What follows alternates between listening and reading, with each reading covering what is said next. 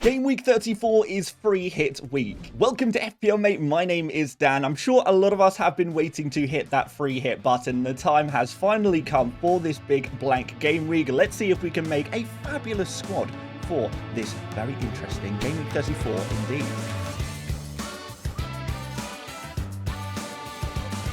Okay guys, so today we will be sharing with you my Game Week 33 free hit team, or at least my first draft of the free hit team, because we've got a few days until we have to commit to any decisions. But this is what we're looking like right now, and I'm pretty happy with this team. Plenty of differentials, some really nice picks in here. I'm going to show you what it's all about. So this team costs just over 100 million, so I haven't actually spent all of my budget here. It's kind of difficult to spend all of the budget, but maybe some of you guys will be able to top this up a little bit more. But let me show you what you got, and you can let me know what you think about this team. So let's start off in goal, and we've got Nick Pope against Ipswich at home, and I think this is an interesting idea here. And basically my idea is that we probably want some Newcastle defensive coverage. I don't think that's too controversial. I'm sure a lot of you guys will be looking to get a Newcastle defensive player in your team one way or another, and there are various ways you can do that, but in this team I've gone for Nick Pope, and the main reason for that is because I'm looking through some of the defenders, and there's some really nice defenders with attacking potential who also have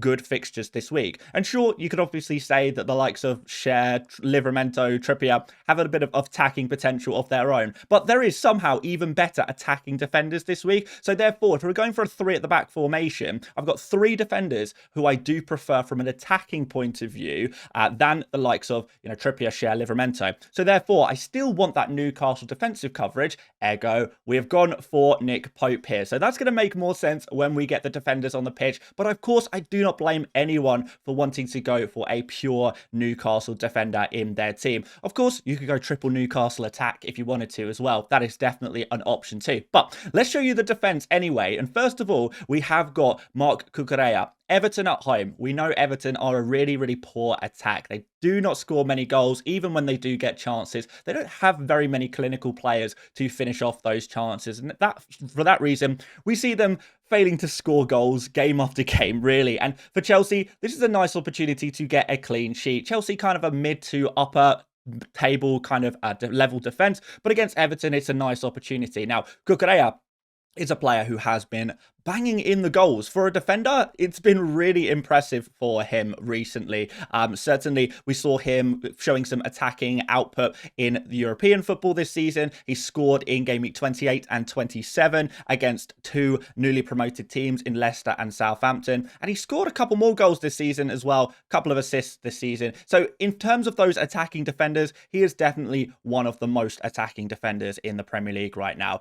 Someone else who is pretty attacking is Ryan Aït-Nouri, and I'm going to bring up a table for you guys on screen where you can kind of see the most attacking defenders in the Premier League over the last 6 game weeks. And we can see that Aït-Nouri has an incredible 2.1 expected goal involvement over this 6 game period, with 8 shots, 1 goal there, 6 shots in the box. Really nice for a defender indeed. And we also see 12 key passes from him, which nobody in the defensive position is going to beat that. Now, looking at the fixture for Ryan, it is a beautiful home game against Leicester, another team that we know very well does struggle to score goals. So not only do you have this amazing attacking output from a defender, but you also get a fabulous fixture indeed. And for that reason, Ryan Aït-Nouri is probably one of the first players that should be on your team sheet in Game Week 34. And just looking at this graphic again, guys, there is one more defender, let's call him a defender, that is really standing out here. He started only 3 games in the last 6 game weeks, but in more recent weeks, he is starting more and more and more.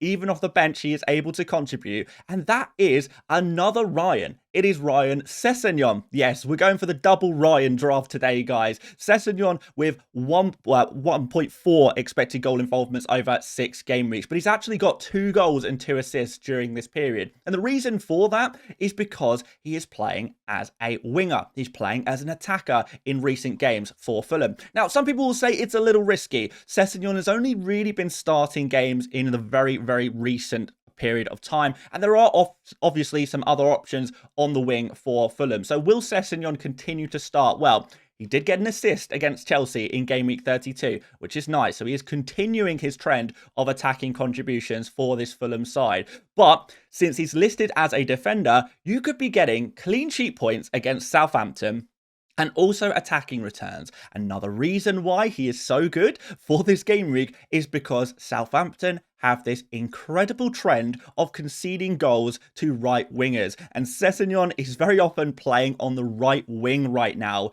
for Fulham. Not right back, right wing. Actually a right wing. So, yeah, this looks really nice. It is targeting a clear defensive weakness against Southampton by picking the tactical matchup player in that matchup between Southampton and Fulham. But you're also getting a defender who is a differential with great clean sheet potential on top of that. So people will be going for Leno. People will be going for Robinson. Maybe people who haven't been keeping a close eye on Fulham recently might miss this one. But I know for sure that a lot of people are going to be talking about Sessegnon as the differential for game week 33. And that's why he is going to be in my free hit team. I just need to have that confidence in his minutes. And you know what? I'm feeling pretty good about him starting yet again for Fulham. It seems to be moving in a really positive direction for him at the moment, with him now playing as an attacker, listed as a defender in FPL. It is a potential FPL cheat code for game week 33. He's going to be in my team. Let's move on into the midfield next, and we see Mo Salah, of course, first in this team, but he is doubled up with his teammate Luis Diaz. So we've got the two Liverpool attackers here, two probably most nailed on Liverpool pure attackers, you would say, in Salah and Diaz. We don't need to talk about Salah too much. He is a little bit off form at the moment. I am recording this during the halftime of the Leicester game. So far, he hasn't scored, but he has had a few chances to score, which is at least some positive there. Luis Diaz also looking bright, but he has been looking bright for a few game weeks now. And actually, Luis Diaz is probably the form Liverpool attacker right now. And given that a win against Spurs could win them the league, this could be a really, really nice opportunity for Liverpool to go full strength. Full strength includes Luis Diaz as the second best attacker in the team this week, and often Luis Diaz playing as a central striker as well, depending on who else is on the pitch. So yeah, Luis Diaz, I really like him as a nice little differential as well. I know a lot of people spoke about him earlier on in the season. A lot of his ownership is from maybe inactive teams that purchased him earlier on in the season. But going into game week 34, I think he is going to be a nice differential with not too many people going for him, and could make a real nice difference if he does perform against this, let's be honest, pretty weak Tottenham Hotspur defence. We are going to have a look at some defences in a moment, because I think it's relevant to bring the quality of the defences in the Premier League up when talking about our next pick, Bryan Mbeumo, who faces Nottingham Forest away. Now, it's difficult for me to say that Nottingham Forest away is an easy fixture. It's difficult to say that because Forest do have this knack of keeping clean sheets. They have done all season. But what we have seen in recent game weeks, and we'll throw this up on screen for you guys, is that Forest are actually, over the last 10 game weeks, the 5th worst defence in the Premier League for expected goals conceded. 1.55 expected goals conceded per match. That is pretty high. And really only Spurs are kind of around that kind of area, except the newly promoted team. So obviously the newly promoted teams, I don't know if you can call them newly promoted anymore, but these teams have been poor all season. We know to target them. We know to target Spurs. But if we know that, then do we not know that we should probably target Forest as well, given that they are just not clicking defensively at the moment? They are conceding a lot of chances. And on top of all of that, Bryan Mbeumo is the man in form. How about that game week 33 score? I don't know if any of you guys got to take advantage of it or not, but 2 goals and an assist in that game. Obviously, the man on penalties as well, the star player in that Brentford team. If you do genuinely believe that Forest have at least started to fall off defensively, then this is a good team to target right now. And that's exactly what I'd be looking to do in Bryan Mbeumo, coming off that huge score. And our final midfielder in the starting 11, is it going to be Cole Palmer? Is it going to be Bruno Fernandes? No, it's going to be Harvey Barnes.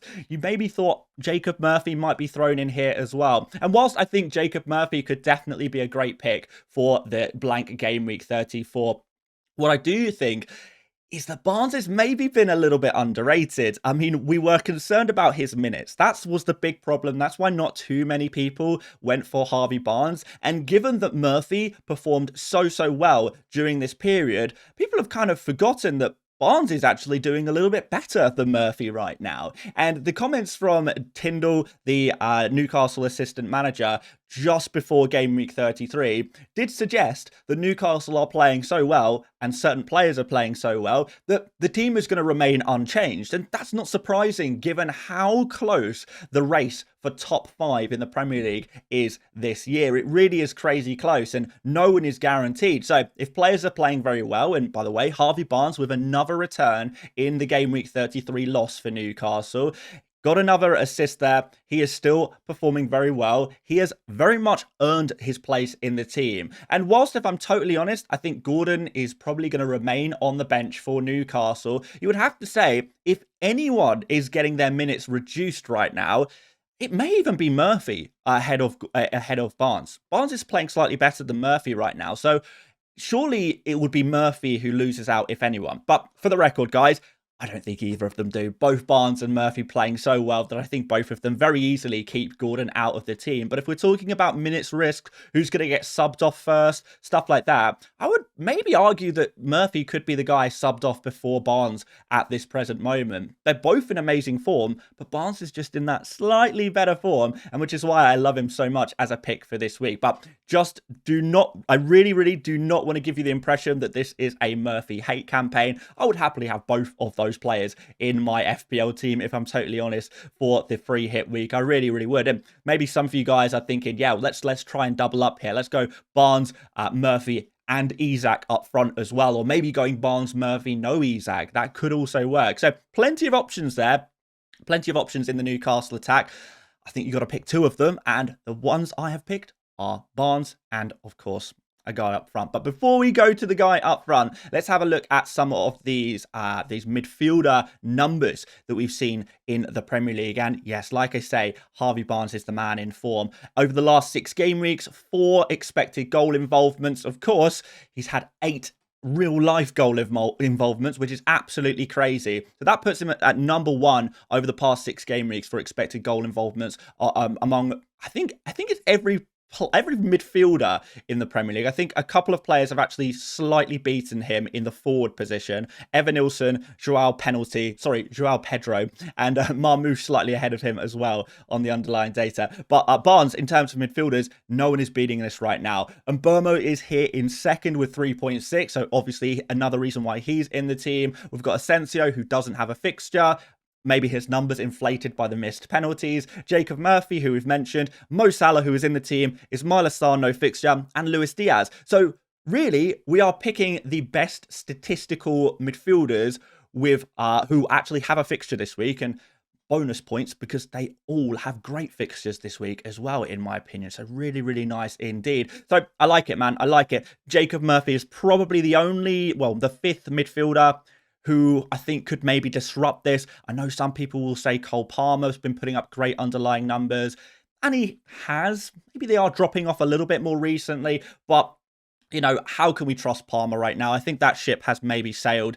So Palmer is not going to be in my free hit team this week. People maybe say Bruno Fernandes has been playing pretty well, but is his minutes guaranteed? Man United not focused on the Premier League at all at the moment. It's all about European football for them. And we did even see a Bruno benching in game week 33. So Salah, Luis Diaz looking to win the Premier League. Harvey Barnes looking to make sure Newcastle stay in the top 5. And Brian Mbeumo, the man in form, the nailed-on guy. You're never concerned about his minutes. I think all of these are really nice bets to go for in your midfield. So let's move up front. We did already hint at this guy, but Alexander Isak, of course, he's going to be in this team. He's been a bit of a legend this season, even though he has maybe let us down at times. But Ipswich, with another 4 goals conceded against Arsenal, do look dead and buried along with the other newly promoted teams. It's going to be another goal fest for Newcastle, you would imagine. They have been scoring a lot of goals recently, and even though things haven't always fell the way of Alexander Isak, we have still seen him pick up a decent amount of FPL points recently, and the fixture this week is certainly much better than most of the other games we've seen recently. Maybe Leicester is the exception there, of course. But yeah, we don't want to talk about that one. So Isak is in this team. Pretty straightforward one. I think most people will have Isak in their team for Game Week 34. The next pick, maybe a little bit different. Cunha was a very popular pick earlier on in the season, returning from suspension with a goal in Game Week 32, an assist in Game Week 33, starting in Game Week 33, of course. I don't know if he's guaranteed to start in Game Week 34 or not. He did come in for Bellegarde, and there was some concerns that maybe Cunha is not in the long-term plans of Wolverhampton Wanderers, but he is such a fantastic player. He is on penalties. Wolves don't really have anything to play for now this season, but a home game against Leicester, and we know, and with the quality that Cunha has, if he does start this game, surely that's got to be good news. Of course, if you wanted to go for Strand Larsen here, I think that would also work. And in fairness, guys, there are a few other forwards I really like for this game week, and we are going to talk about some of those alternate options in just 1 minute. That if you weren't so keen on Cunha, if you were a bit nervous on him, maybe scared of him getting another red card this week, then I can understand why you might be a little cautious. The final forward here is going to be Evan Nilsson against Manchester United at home. We did mention that Manchester United not really focused on the Premier League anymore. So could that mean that any team that plays them right now is going to have a little more opportunity than usual? And even the usual opportunity isn't too bad. Let's have a look at Evan Nilsson's underlying numbers here. And he does lead the entire Premier League for most expected goal involvement over the past 6 game weeks with an incredible 4.8. Now, of course, he's only scored 4 goals during this period and maybe has been a little unfortunate hitting the woodwork, for example. That was Game Week 32, to not get more attacking returns. But 4 goals in 6 games is not too bad. An incredible 20 shots and 19 in the box is really unbeatable right now in the Premier League. So I think Evan Nilsson, on current form, on current data, he is your data pick for this team. He truly is, because this data is genuinely phenomenal. And I do have a lot of faith that Evan Nilsson can continue his trend of being this star central guy, central point of this Bournemouth attack, which generally speaking, we do rate the Bournemouth attack, don't we? Particularly how they set up and how they play. So that is what my starting 11 looks like. We'll go onto the bench and then suggest some alternative players as well. I have got Leno on the bench as a backup goalkeeper here. If you had more Fulham players, and I know some people will load up on Fulham against Southampton, but really, if I'm totally honest, guys, there are so many players with great fixtures. I don't think we need to fully depend on Fulham against Southampton. And when I look through this Fulham team, there are so many different directions goals and assists can come from. And I don't know if I always trust them for a clean sheet. So that's why we're going for Pope at home. Southampton just have this knack of scoring very frustrating goals for FPL managers. Bruno Fernandes is going to make the bench here. If there are any disasters in my starting 11, I think going for someone who is, I don't know, generally fairly secure like Bruno could work. But like I did mention before, I'm not 100% convinced that he is as nailed on as he was previously. So the Game Week 33 benching has put a little bit of scare in me. But like, where else am I going to go? I've got loads of money to spend. Could I put Palmer on the bench here? Could I go for Cliver maybe as a backup, someone like that? There are some other options, I suppose, but Bruno is in here for now.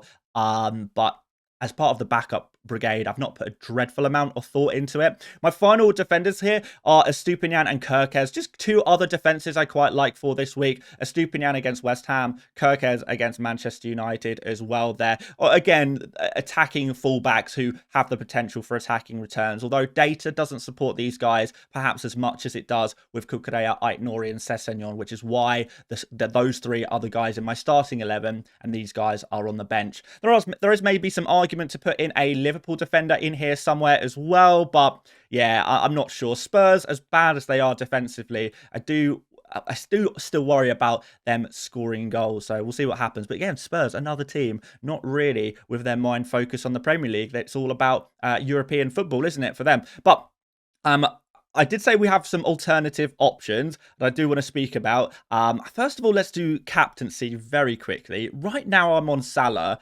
with vice captain on Isak. But I don't know, is this an opportunity to go differential, or is it a bit crazy to back against Salah this week? Salah has a good fixture. You know, there's no Man City players, there's no Arsenal players or anyone like that. I guess Isak is the only other player who is going to be a major contender for captaincy with Salah this week, unless you fancy going for something completely different, completely wacky, completely crazy. I mean, could Harvey Barnes do the job as captain, for example? Maybe Luis Diaz as well. It's certainly something I'm thinking about, but I'm not sure if I'm brave enough to do it. I guess my season is kind of gone off the rails a little bit. Do I just go full send with like a Harvey Barnes captaincy? It's definitely something I'm thinking about, but we'll have to see if I can build up any courage over the next few days as we approach the deadline. So I said we're going to look at some alternatives. Let's do that right now, because I think there genuinely is a whole bunch of players that could be great for Game Week 34. I think there's actually a lot of options this week, which is quite nice to see. In terms of those goalkeepers,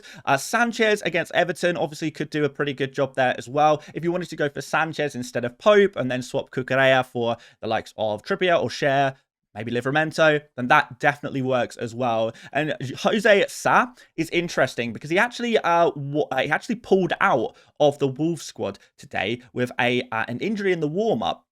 And then, interestingly, it was Bentley who came on and played as the goalkeeper instead of Johnston. So I'm not really sure if Jose Sa is available for this game week, then obviously against Leicester, you know, that's obviously going to be a pretty nice defensive asset to have in your FPL team. But it remains to be seen whether he is going to be available or not. And if he's not available, I don't honestly know who's going to be playing in goal. Bit of a mystery there. In the defender category, we already spoke about Trippier, Sarr, and Livramento. Of course, these are all great options as well. I think just from a structural perspective, they didn't really work for my current draft, but I definitely understand why you guys would pick them. And we've got Robinson here as well. Maybe a safer option than Sessegnon, but with a much lower upside, with less likely attacking returns, which is crazy to say considering earlier on in the season Robinson was Mr. Assist, Mr. Overperforming in the assists, but Mr. Assist nonetheless. In terms of midfielders, Jacob Murphy is I guess my fifth favourite midfielder. If it wasn't for me already being tripled up on Newcastle, then Murphy would probably at least be on my bench. Maybe even playing as part of the 5 and playing with a 2-man strike force there. So still considering, do we drop Pope out of the team and then go triple Newcastle attack? I definitely think that is an option for us. You know, because it is so tight for top 5 positions, goal difference really could be a thing this week. You know, Newcastle, they might see themselves a couple of goals up, and rather than saying, okay, let's just secure the win, they might go, okay, goal difference time. Let's make this 10-0. And if that's the case, then it's not just going to be Isak and Barnes. It's going to be Murphy who you're going to want in your team as well. After that, we've got Cole Palmer. If you have a lot of money to spend, I guess you could go for him. If you somehow still have faith in him, my faith in him has dropped through the floor though, so I don't think he's going to be making my team this week, but he will be very popular, and I think you will see a lot of other content creators with Cole Palmer in their free hit team, but I don't think he's for me. Elanga is going to be in here as well, coming off the back of some pretty good form, followed by an unfortunate injury. Back against Spurs tomorrow on Monday. If he produces on Monday, I think a lot of people will be talking about Elanga against Brentford because he was doing really well before that injury. Cliver is back and available as well, so he's definitely going to be an option. And Kaoru Mitoma returned from the bench to get some minutes in Game Week 33 as well. Now, there are some forwards I really like, and one forward I'm really tempted by, and I could still go for him, is Danny Welbeck. So we've got no Joao Pedro. He is going to be suspended for this game week. And if that's the case, well, how about a little bit of Danny Welbeck here? I don't see why not. It could be pretty interesting.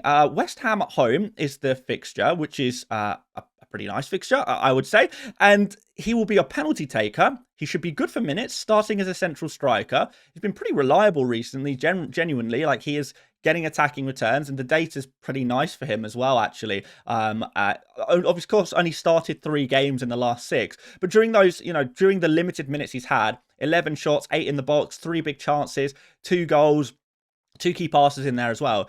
it's not too bad at all. So if you can guarantee his minutes, he could be a really nice differential for this week. Raul Jimenez, if Muniz is unavailable, then that's going to look good for Jimenez's minutes against Southampton. But do I trust him as much as I do, players like Isak, Cunha, Evan Nilsson, even Welbeck, and even Wissa, who's on this list as well? I have more trust in these players naturally. These are guys who, I don't know, do seem to do more generally. So yeah, I like Wissa. He's in better form, quite frankly. Scoring against Arsenal. Did he score against? I need to remind myself now. Did he score in game week 33? I'm sorry, guys. I'm literally recording this video not long after everything has happened. So you'll have to excuse me there. He did score, didn't he? He got a goal and an assist against Brighton. How could I forget that happening yesterday? But yeah, back to great form again. Wissa is doing so well. So he's going to be on the cards as well against Forest there, who we spoke about being a slightly weaker defence. So it's crazy. We have Isak, Cunha, Evan Nilsson, Welbeck, Raul, Wissa. People will also mention the likes of Strand Larsen. There is so much opportunity, so much choice in the forward position this week. I really can't decide where to go with it. I think the player who I'm most tempted by is Welbeck, just because I think it is so nice to go for a little differential there. West Ham, whilst they only conceded 1 goal against Southampton, they put up a really poor defensive performance in game week 33. So, yeah, Brighton could come back with a vengeance here and get some damage here. Welbeck on penalties, I don't know, man. I'm thinking about it a lot, but that's my team right now anyway. Kind of spoken about some options. I think the most likely thing to happen would be for me to bring in a Welbeck and to bring in a Murphy somehow into this team, but I'm not exactly sure how I'm going to do that, so we'll have to wait and see there. But there you go. There is my game week 33 team. Game week 34, sorry. Game week 34 free hit team. I think it looks pretty tasty, but let me know what you think. Have I missed out any major players? Is there any player you think is a must-have for Game Week 34 that I haven't included in my team? Or is there also any, I don't know, maybe players spoken about slightly less that you like the look of? Let me know. Of course, if you did find this video useful, do leave a like. Do subscribe if you are new around here as well. I'll be back for more videos throughout the week, of course. We've got loads to talk about in Buy, Sell, Keep, Avoid this week, so looking forward to that. But until next time, guys, thank you so much for watching once again, and I will see you later, mates. Bye-bye.